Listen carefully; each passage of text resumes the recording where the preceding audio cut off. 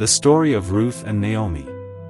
In the days when the judges ruled Israel, a famine struck the land, and a man named Elimelech from Bethlehem in Judah left with his wife, Naomi, and their 2 sons, Mahlon and Chilion, to live in the country of Moab.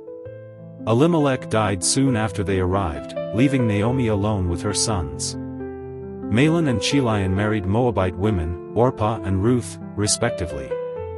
However, about 10 years later, both sons also passed away, leaving Naomi without her husband and children. When Naomi heard that the Lord had visited his people in Judah and provided them with food again, she decided to return home. She urged her daughters-in-law to return to their families and remarry, blessing them with kindness and compassion.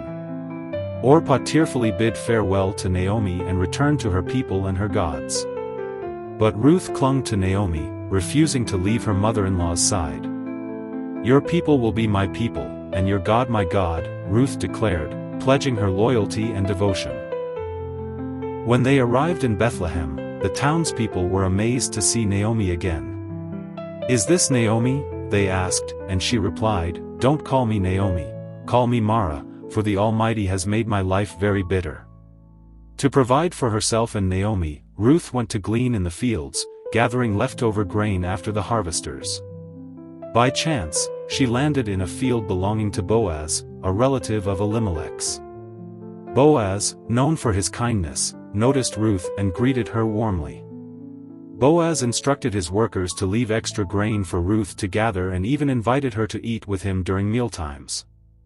When Ruth returned to Naomi with a generous amount of grain, Naomi realized that Boaz might be a potential kinsman redeemer for their family.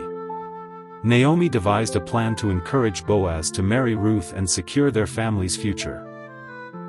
She advised Ruth to approach Boaz at the threshing floor, where he would be celebrating the harvest, and ask him to spread the corner of his garment over her as a symbol of his willingness to be her kinsman redeemer.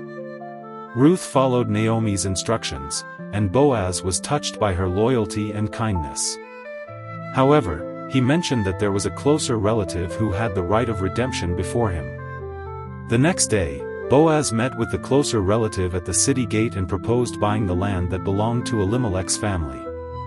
The relative agreed to buy the land but declined to marry Ruth, fearing it might jeopardize his own inheritance. Boaz then took Ruth as his wife, securing her future and the continuation of Elimelech's lineage. When Ruth gave birth to a son, the women of Bethlehem rejoiced with Naomi, saying, "A son has been born to Naomi." They named the child Obed, and he would grow up to be the father of Jesse,